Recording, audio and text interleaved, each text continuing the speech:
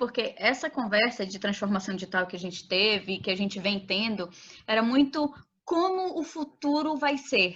E assim, de repente, o futuro é agora.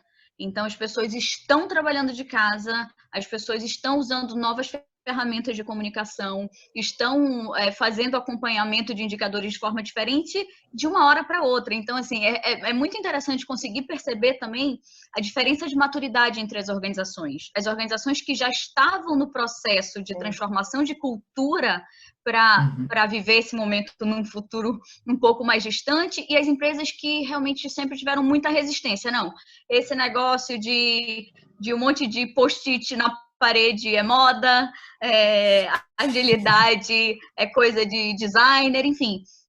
Então, realmente está sendo uma mudança muito brutal, e a gente tem acompanhado muitos dos nossos clientes, alguns colegas empreendedores que estão sofrendo demais porque simplesmente entraram numa realidade que acreditavam que seria só daqui a 50 anos.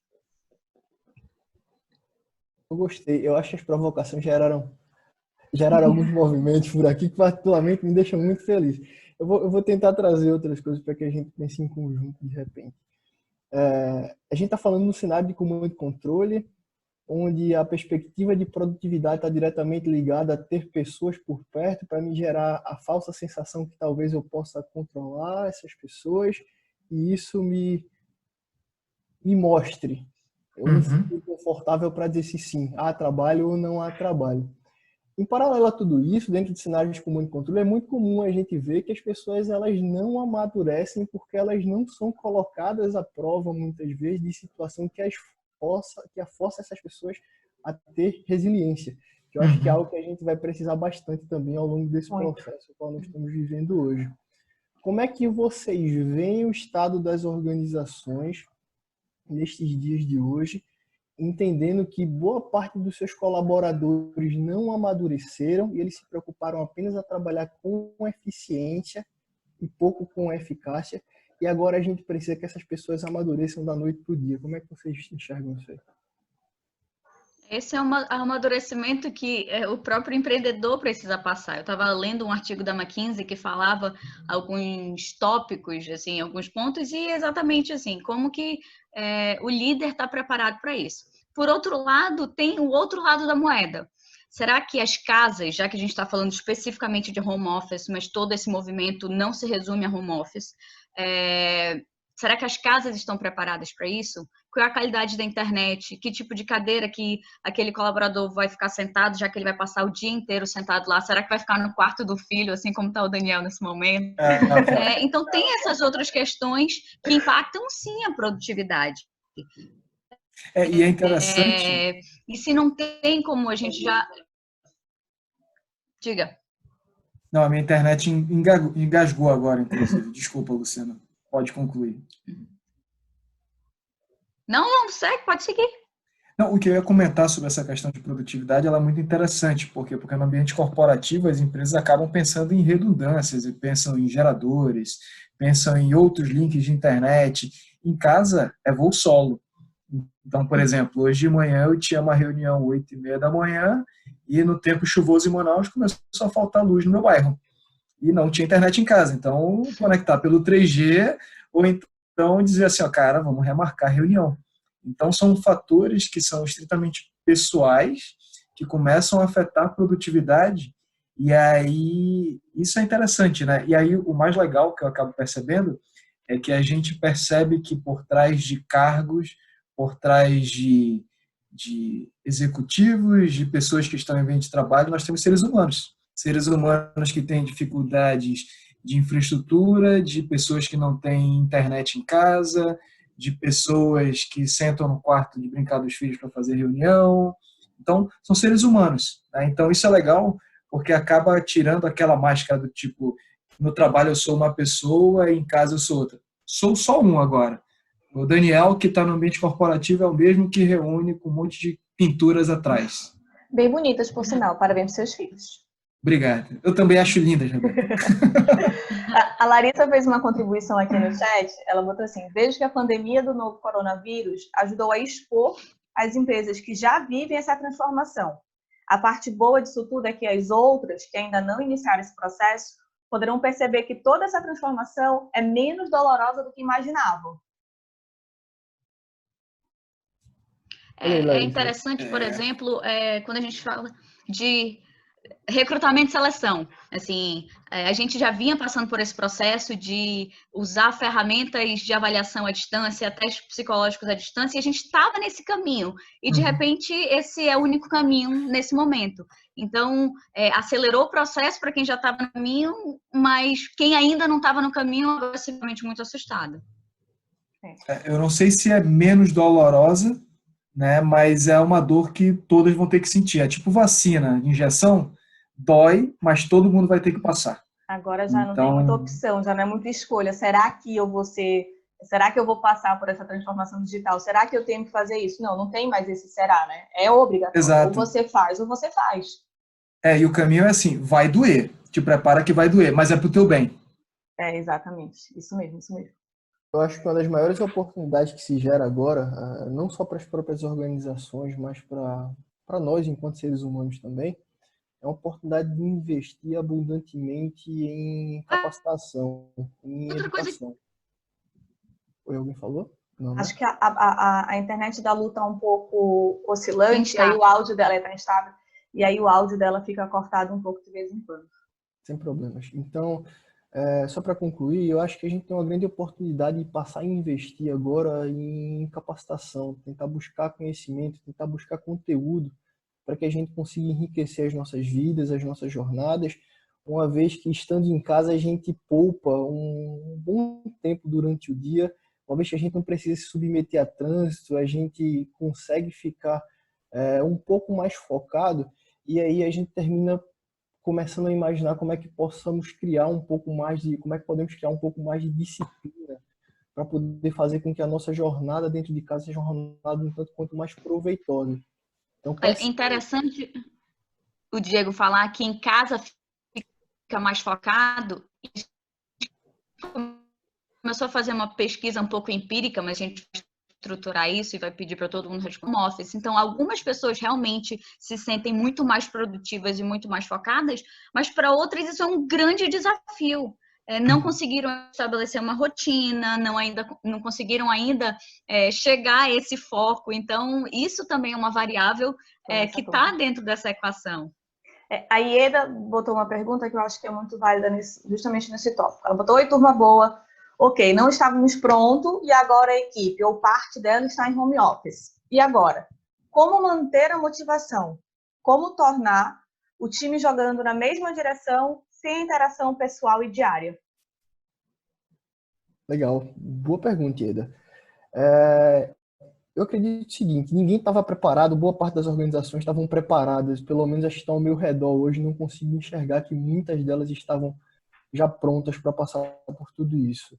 Eu acredito que o primeiro passo para que tudo venha acontecer a gente tem que assumir a vulnerabilidade em algum momento e reconhecer que nem sempre a gente tem resposta para tudo.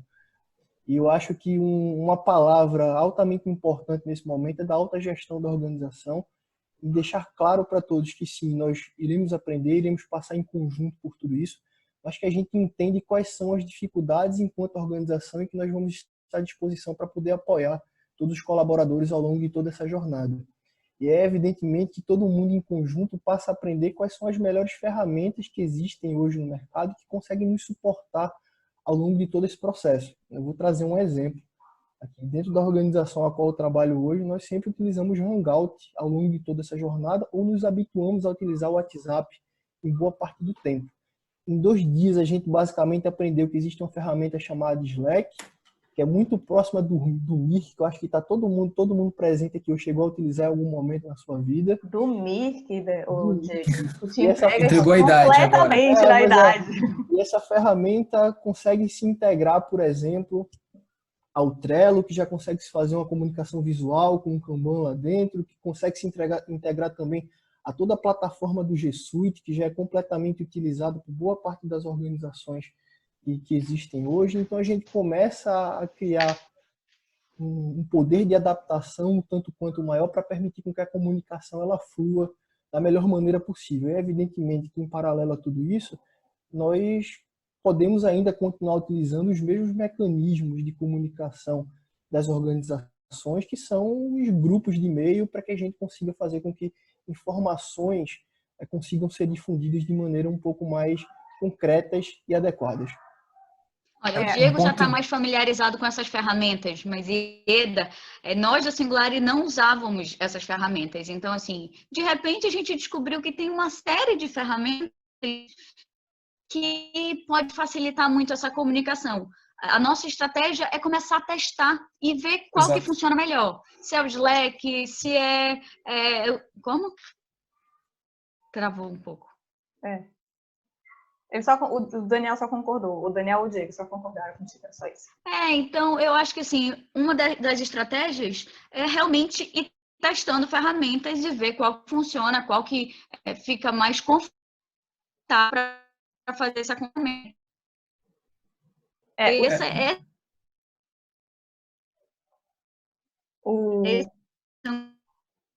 Lu, o seu áudio está bastante cortado. Acho que as pessoas acabaram não ouvindo muito. Essa comunidade, né? Esse senso de pertencimento. Eu acho que isso que eu está falando, que ficou engatado um pouco, eu vou passar um pouco aqui só para a gente conseguir ouvir, é um pouco do que a Mari botou aqui, Mariana botou. Para mim, a grande mudança para o home office foi a questão de gostar de dividir algumas questões do trabalho e pedir ajuda sempre para o colega ao lado. E no home office tem um delay. Vai ter o delay, porque a gente não está ali no olho a olho, né, no tempo inteiro. Mas acho que todas essas ferramentas que estão disponíveis, e juntando com o que já tinha antes, por exemplo, na Singularity, a gente está testando o Teams. E tem funcionado, porque ele consegue... e para a gente tudo é absolutamente novo. Inclusive, essa plataforma, nesse momento do Zoom, é a primeira vez que a gente está usando. A gente nunca tinha usado antes.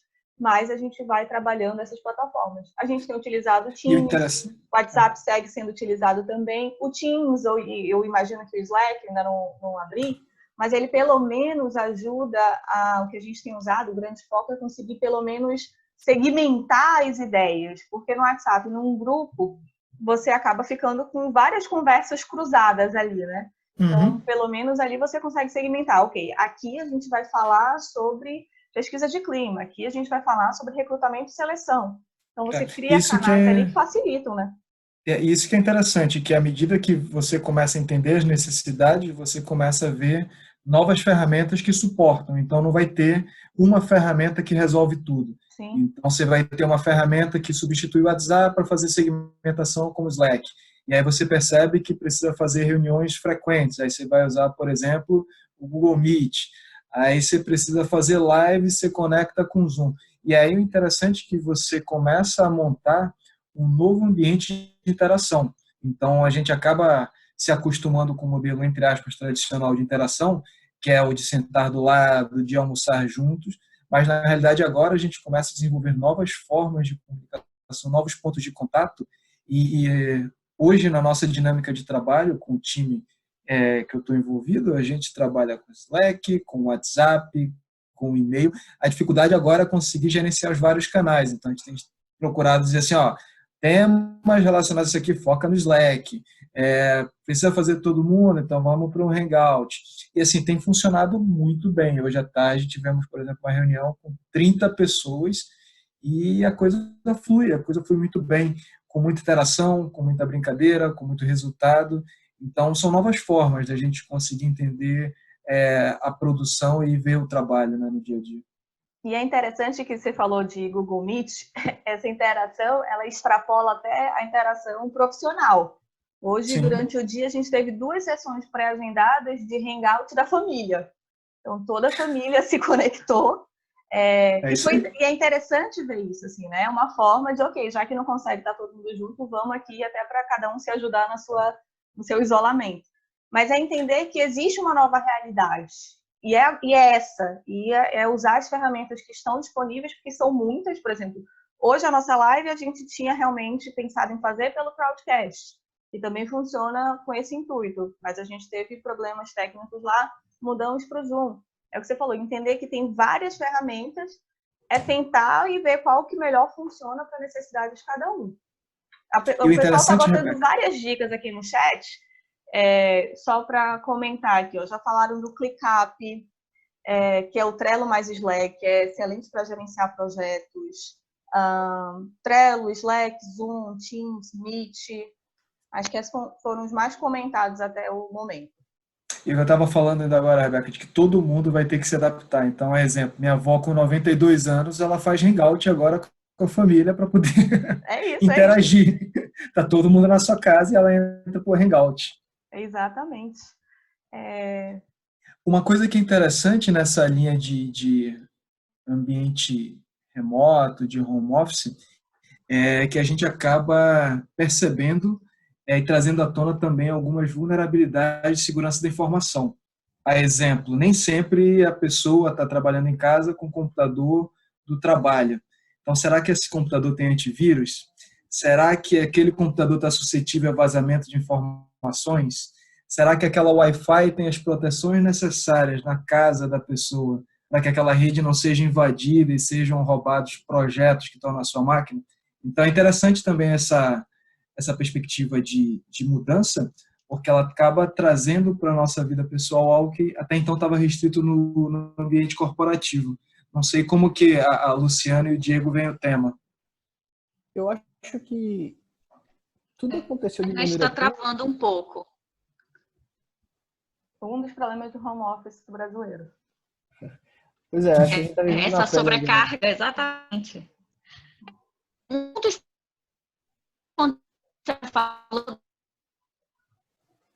eu acho que a realidade é a partir de agora. Eu vejo muita gente achando que isso é uma fase que a gente está passando e realmente, da maneira que está, é uma fase. Eu acredito que as organizações vão ser transformadas, o mercado vai ser transformado de uma maneira tal que vai sair todo mundo diferente. Ninguém vai sair desse período que a gente está vendo como entrou. A partir do momento que a gente consegue, por exemplo, otimizar o nosso tempo e criar essa cultura de fazer de forma remota, para a gente não faz sentido, às vezes, ir até um cliente para alinhar uma reunião que podia ser um call como esse.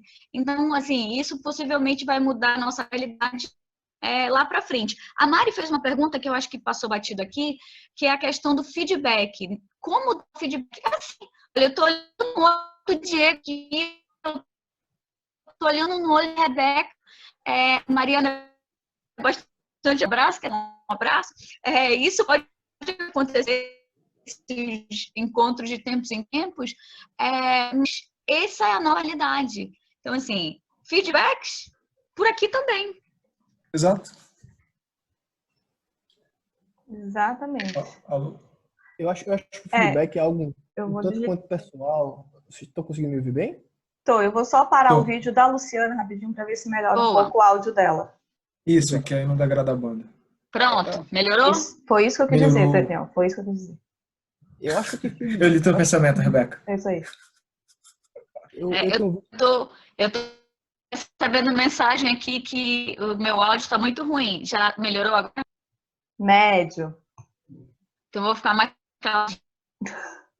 Qualquer coisa escreve no chat, Lu, que aí as pessoas conseguem também ver a tua contribuição. Tenho certeza que você tem muitas.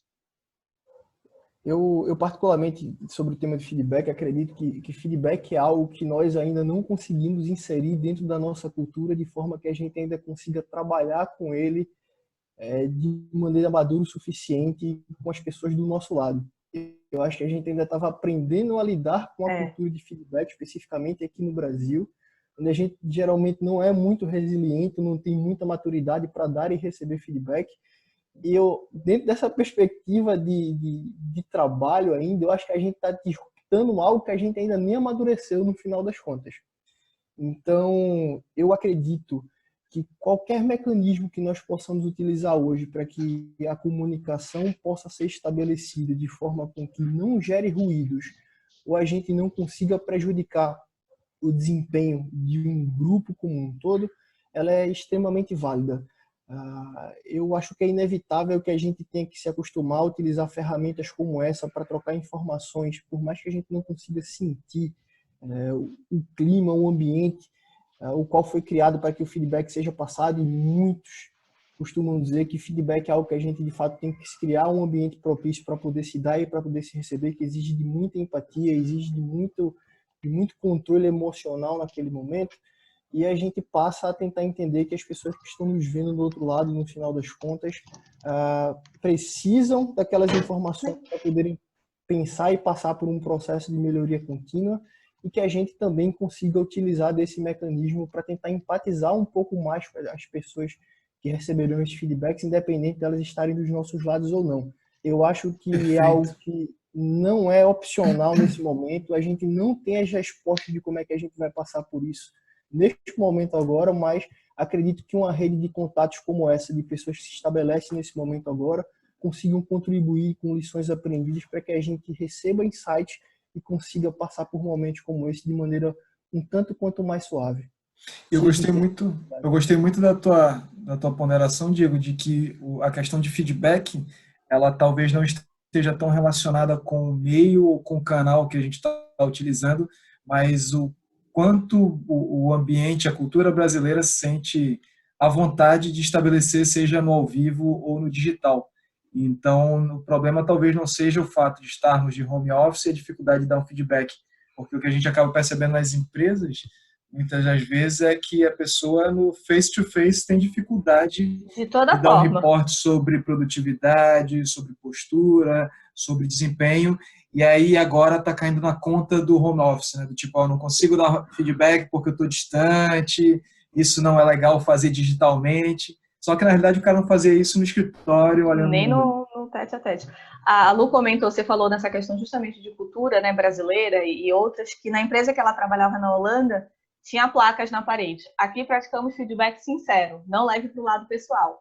E é isso, acho que a gente, enquanto Brasil, não tem a cultura, nem no pessoal. Muito mais agora. Vai realmente, o home office vai ser o costa larga do momento, de dizer, ó, não estou conseguindo fazer. Você falou de produtividade, alguém perguntou aqui em cima, deixa eu achar. Estou me achando muito mediadora de painel, só um instante. Aqui. Oi, pessoal, existe o Rafael. Existe alguma forma de medir o grau de maturidade do processo de transformação digital? Essa é a primeira pergunta. Outra questão. Como medir de forma orgânica? OKR, abraços. Então, a primeira pergunta é como medir o grau de maturidade do processo de transformação digital? Bom, eu posso começar, Diego? Atravessar o samba aí? Falando de forma teórica, nós temos algumas ferramentas de mercado que permitem avaliar o quão maduro você está em alguns pilares de transformação digital, chamemos assim. Então, ele vai avaliar, por exemplo, o quão ágil você está no seu processo de trabalho, como que você está estruturando modelos de negócio, como que você está estruturando cultura, e aí isso lhe dá alguns insights. Só que penso que o grande termômetro para você entender o seu grau de maturidade de transformação digital é o quanto você já consegue digitalizar seus processos internos e o quanto você consegue entregar valor para o seu cliente de forma digital. Então, à medida que você consegue ter a capacidade de desacoplar de um escritório e você conseguir, por exemplo, continuar assinando um contrato, conseguir continuar produzindo, isso mostra uma maturidade interessante. O que a gente acaba não percebendo, por exemplo, em algumas empresas, que do tipo, eu preciso ir ao escritório para assinar um contrato. Então, isso é um indicador que ele é bem interessante, não é algo tão teórico, tão estruturado, mas é um termômetro que serve de referência. E do outro lado é o do cliente, o quanto que o cliente, enquanto pontos de contato com a sua empresa, ele necessariamente precisa sair de casa. Porque se ele precisa muito, provavelmente num momento como esse você está morto. Então, além de nós termos essas ferramentas que nos dão scores, que nos dão pontuações, penso que tão rico quanto isso é o nosso dia a dia, ou seja, quanto que a nossa cultura e os nossos processos internos estão preparados para desacoplar de um escritório e quanto que o nosso cliente consegue continuar percebendo o valor da minha empresa, mesmo sem ele ir lá conversar comigo, pegar, me abraçar e eu continuar entregando valor para ele. Então, penso que são bons indicadores de maturidade e transformação digital. Diegão? Dentro da perspectiva de pessoas, negócios tecnologia. Eu vou só entender, Daniel, que tua colocação olha para o prisma de negócios e tecnologias. Eu vou tentar dar um passo um pouco atrás para a gente falar das pessoas. Beleza. A gente está falando de organizações que inevitavelmente estão passando por tudo isso. E falar sobre transformação digital dentro das organizações é um assunto que, boa parte do tempo, traz pavor para as pessoas. Primeiro, por que a gente precisa mudar? A gente faz exatamente a mesma coisa, do mesmo jeito, durante tanto tempo, e simplesmente agora começam a chegar pessoas da noite para o dia que me dizem ou que eu preciso mudar alguma coisa especificamente ao longo de toda essa jornada. Então, antes da gente se preocupar, eu pelo menos acredito nisso, em tentar utilizar qualquer tipo de radar ou ferramenta para medir o que é que a gente está lançando de novo muitas vezes, é o que é que nós conseguimos fazer para entender o nível de desconforto das pessoas que estão dentro das nossas organizações, para que elas primeiro engajem em fazer algo de fato diferente e o output daquilo ali seja a produção de novos serviços digitais que venham impactar de toda forma os nossos clientes. Porque eu termino enxergando que termina virando algo um tanto quanto oco, muitas vezes, ou não sustentável, a gente tentar trazer tecnologias ou tentar trazer oportunidades de negócio para oferecer para os nossos clientes, uma vez que as pessoas que estão dentro das nossas casas ainda não estão completamente confortáveis para lidar com a sustentabilidade daquilo ali. E aí boa parte das organizações hoje vivem um grande conflito de como é que eu conecto as pessoas que vêm reoxigenar as organizações às pessoas que já estão dentro dessas organizações, que têm um conjunto de conhecimento gigantesco de regra de negócio e até da própria organização, para que essas pessoas em conjunto comecem a produzir algo para que impacte de fato a vida dos nossos clientes e a gente consiga gerar um valor de negócio um tanto quanto mais relevante para todos eles. E aí a gente já vai entrar numa série de outras discussões a partir de tudo isso, que é como é que a gente faz as pessoas dentro das organizações, dentro da jornada de transformação digital, onde o conhecimento sempre foi utilizado enquanto commodity, como é que a gente faz com que essas pessoas tenham conhecimento, se sintam confortáveis em compartilhar esse conhecimento com as outras pessoas que estão ao seu lado ao longo de toda essa jornada e que a gente em conjunto consiga começar a produzir serviços ou tecnologia que venham impactar positivamente a vida de todos os nossos clientes, que são as pessoas que de fato fazem com que a gente esteja aqui hoje tentando fazer algum tipo de trabalho. Tá? Então, e é interessante, Diego, quando a gente fala nessa perspectiva de maturidade de pessoas em ambientes digitais, porque a gente acaba se deparando num momento como esse com um problema grave que a gente tem no Brasil, que é de analfabetismo digital. Né? Então, por exemplo, a gente está falando de pessoas que estão nas suas empresas e se dá um problema no computador, ela pega o telefone e liga para a TI resolver. Agora o cara está em casa.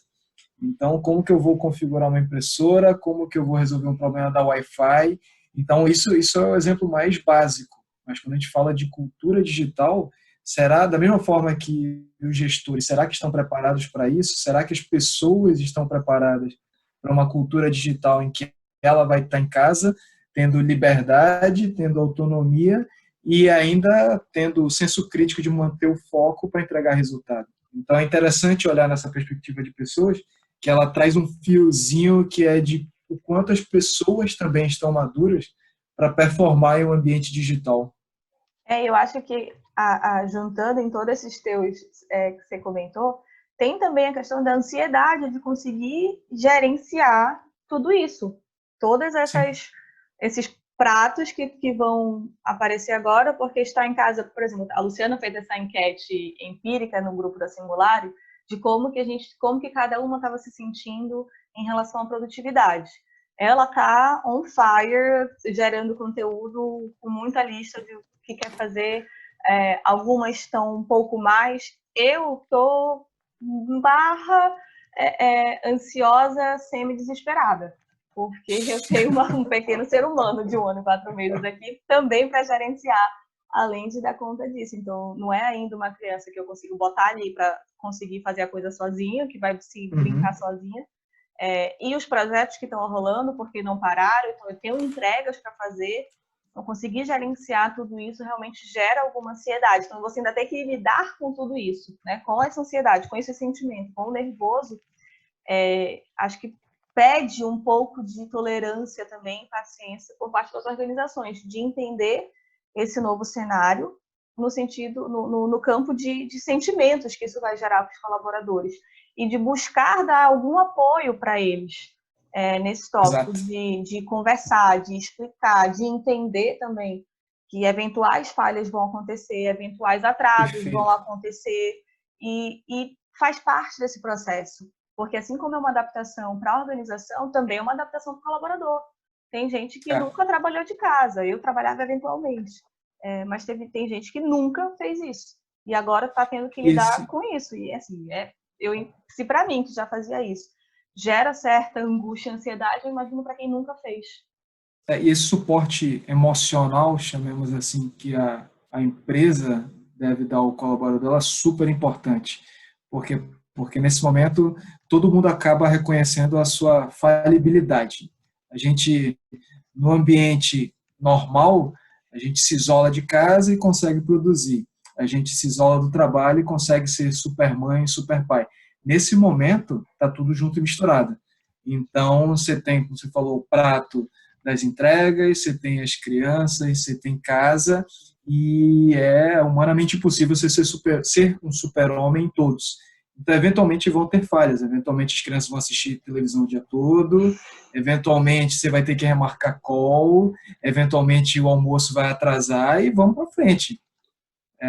E aí a empresa tem que ter essa preocupação de dar o suporte para o colaborador para entender também esse momento que está todo mundo aprendendo. Está todo mundo aprendendo.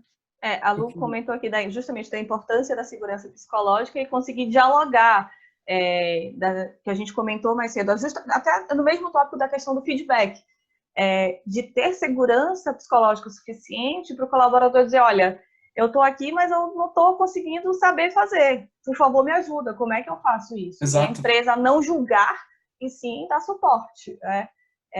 Eu acho que eu estava comentando... Um grande desafio para realmente as empresas de comando e controle que muitas vezes as pessoas não falam. As pessoas sentem, obviamente, mas não existe espaço para diálogo.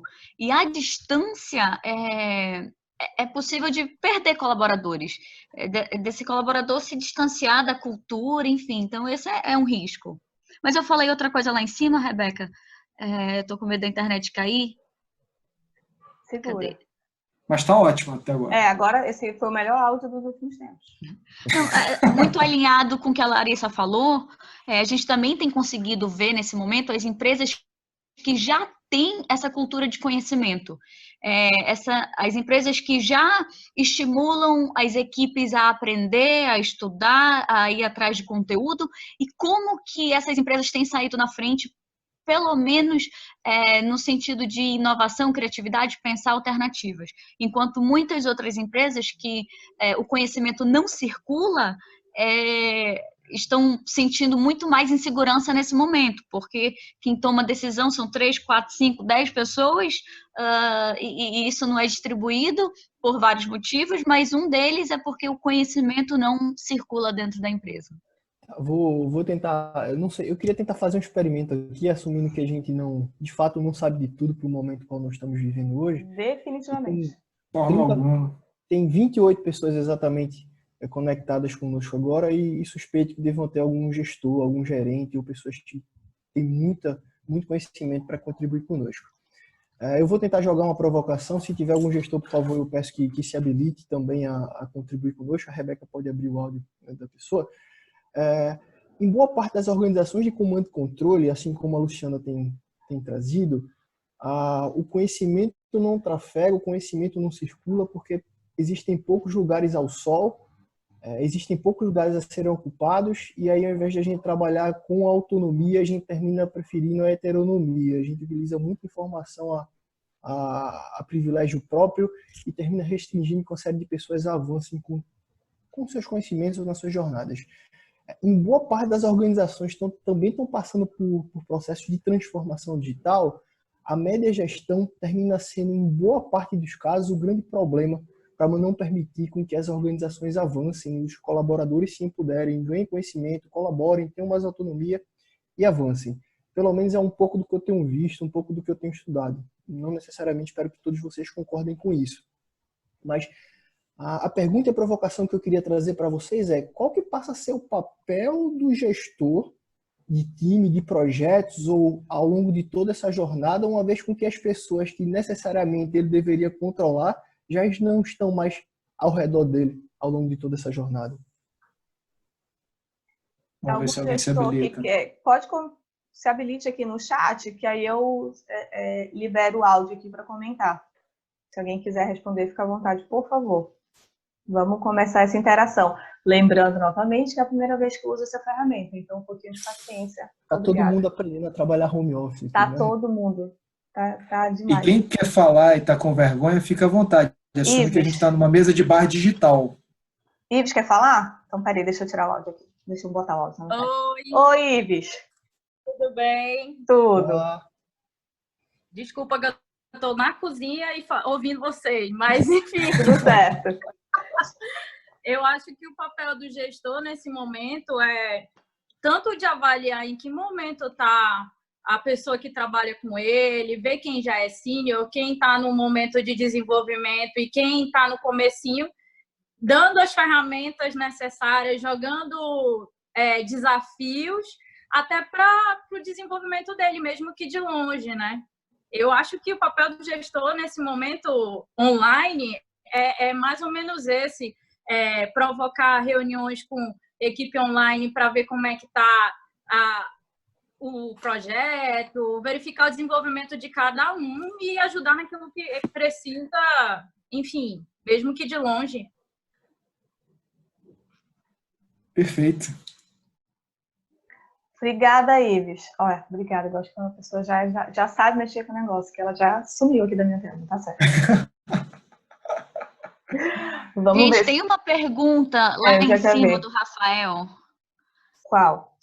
Como fazer isso no interior? Gente, faz sentido. Agora, como levar a transformação digital, por exemplo, em um lugar que não temos ainda infraestrutura básica para o cidadão dialogar com a cidade? Me refiro ao interior amazonense. Acho que Daniel pode pegar essa bola aí.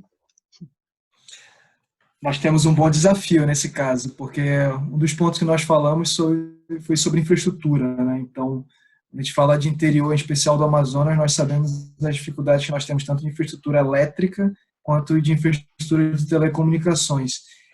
Eu acho que a gente está aqui em Manaus se debatendo para aprender. Penso que no interior o desafio seja maior ainda, de como exercitar home office, como manter produtividade nesses ambientes, dadas as limitações que nós temos.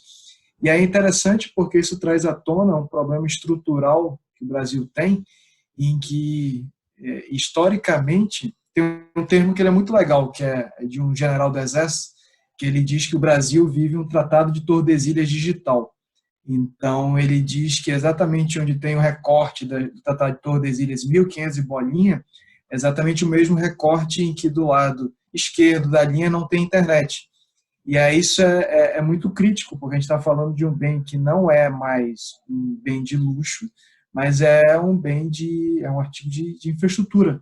Então, da mesma forma que as cidades não têm estrada, não têm energia, também não tem internet, e isso limita.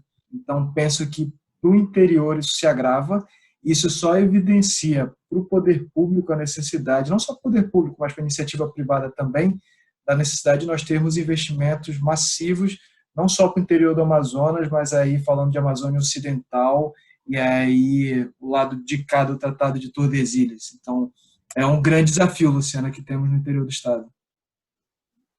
O comentário do Ney eu acho que é muito pertinente, eu acho que esse é o caso, eu acho que ele mandou só para mim. Ah, tá, eu fiz a cara que eu fui olhar o chat, gente, eu perdi esse comentário. Imagino que as pessoas estão numa situação... desculpa, Ney, não sei se ele não queria que eu falasse, mas enfim, estamos aprendendo a ferramenta. Imagino que as pessoas estão numa situação parecida com a minha, vivenciando um movimento pendular. Estava preso em um extremo e fui subitamente lançado ao outro extremo. Quando isso passar, espero encontrar esse ponto de equilíbrio. Eu acho que define muito bem o que boa parte dos empreendedores estão passando.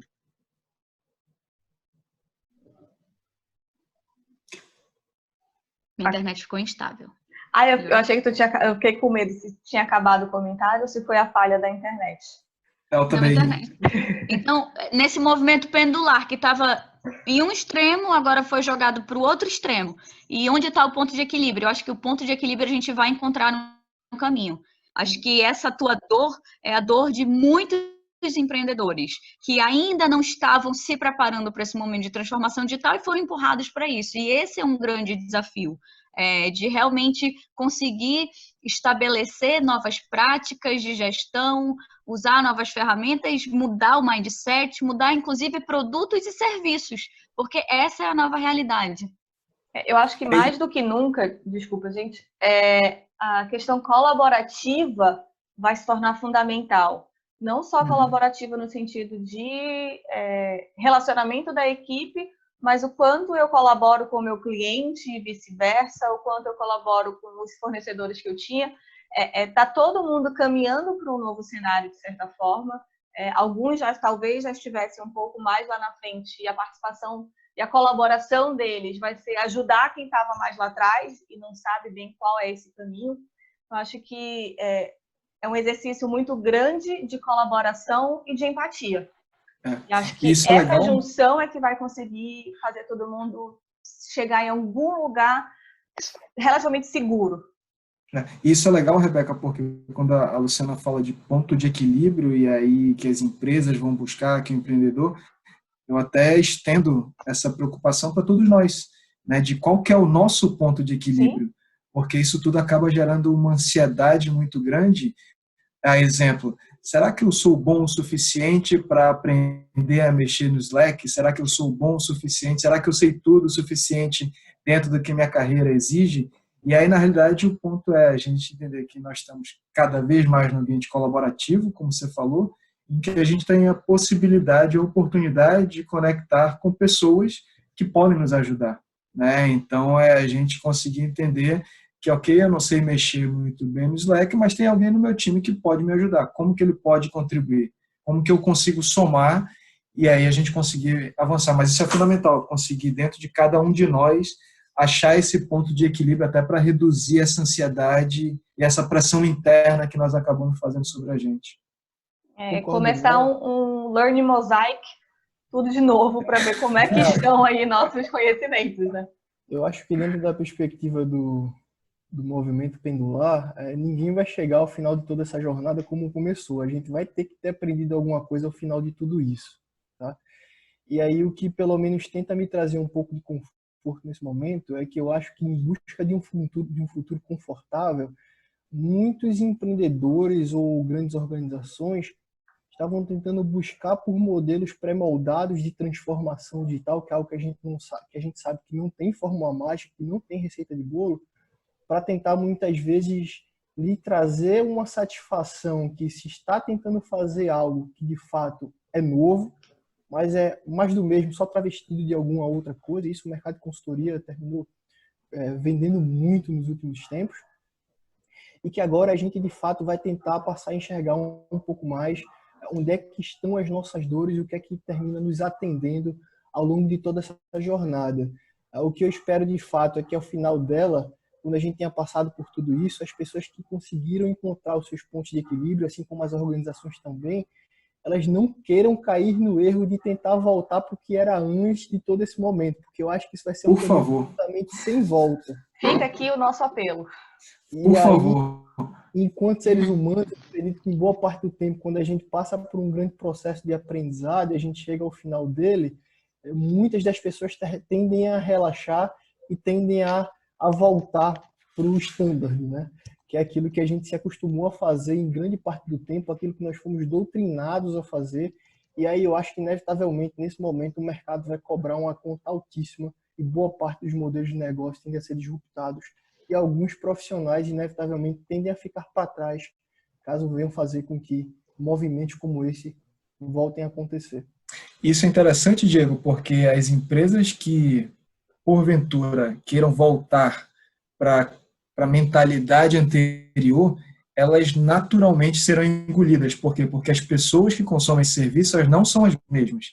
Então, por mais que elas queiram retroceder para modelos tradicionais ou que não se aplicam mais no modo atual, nós, enquanto clientes, enquanto seres humanos, vamos sair diferentes. Então, a nossa forma de se relacionar, a nossa forma de consumir vai ser diferente e quem der um passo atrás está morto. Exatamente. Gente, a gente está quase completando 1 hora aqui, então acho que seria bacana a gente tentar começar a consolidar, a não sei que alguém tenha mais algum questionamento, alguma pergunta, alguma dúvida para compartilhar com a gente. Eu ia pedir dos rapazes que já praticam home office há mais algum tempo, compartilhar algumas dicas de como conseguir fazer isso de uma forma que seja o mais produtivo possível, dentro do cenário de cada um. E é interessante porque aqui a gente tem 2 cenários. Tem Diego, 0 filhos, né? E tem isso empata.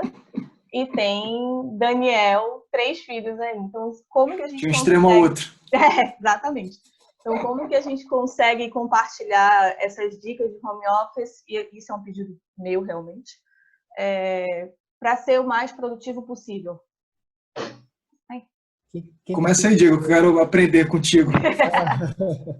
Na verdade, quem tem que aprender sou eu, né? Uma vez que eu vou ter filhos ainda, mas tudo bem, eu vou tentar trazer as percepções. Veja, nesses últimos, a minha jornada profissional, ela não se resume apenas ao horário de trabalho dentro da organização. Ela, por si só, tem um complemento também à noite, e aí a gente leva até o horário que o corpo aguentar ou que o backlog for devidamente esvaziado. Minha percepção, eu não queria trazer dicas especificamente, mas eu queria trazer o meu depoimento, é que nesses últimos dias, o meu sentimento é que eu passei os últimos dias em hangout, fazendo call durante todos os dias, mas a minha percepção é que eu participei de reuniões muito mais produtivas, porque o meu sentimento era que, de fato, eu estava dentro de uma reunião que tinha relevância. E fazia algum sentido. Fazia algum sentido. E, às vezes, quando a gente está dentro da organização, simplesmente para tentar dar uma satisfação ou para tentar readequar algum tipo de plano que não foi devidamente feito, alguém sempre termina encontrando a gente no meio do corredor e puxando a gente para dentro de uma sala de reunião, que às vezes a gente nunca sabe o que é que está lá dentro, mas no final das contas a gente termina perdendo 1 ou 2 horas das nossas vidas ao longo dessas reuniões. Então, meu sentimento é que durante esses 2 dias, basicamente, eu tive reuniões altamente mais produtivas, eu consegui priorizar de maneira um pouco mais clara todo o trabalho que eu tinha para fazer ao longo do meu dia útil de trabalho. Eu tenho gostado muito das interações que os times têm feito através das ferramentas, porque as pessoas não sabiam trabalhar dessa forma, e eu confesso que ver as pessoas se movimentando por um processo de aprendizado contínuo, onde elas estão sentindo um desconforto tremendo, mas ao mesmo tempo elas estão se sentindo acolhidas e abraçadas para que elas arrisquem, elas aprendam algo novo e não sejam penalizadas por qualquer tipo de erro. Isso tem me deixado muito confortável e feliz nesse momento. Inevitavelmente, enquanto profissional, enquanto gestor, boa parte das pessoas esperam que a gente tenha todas as respostas de bate-pronto para poder trazer para elas um conforto naquele momento.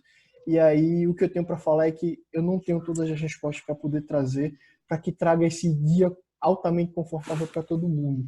Eu também tenho me desafiado ao longo dessa jornada e deixar claro para as pessoas que eu preciso que elas também me ensinem para que eu me torne um profissional melhor e ao final do dia a gente consiga fazer com que a conta de todo mundo seja paga e a gente tenha um jantar para colocar em cima das nossas mesas, é algo que eu estimulo que todos vocês também venham a fazer, que vocês se submetam, porque eu acho que o momento que a gente está passando agora é único, e se a gente não absorver nenhum tipo de aprendizado que venha servir para os próximos anos, a gente talvez tenha que se submeter a um processo de transformação tanto quanto mais duro nos próximos meses ou anos para poder fazer com que o futuro da gente seja um pouco mais confortável.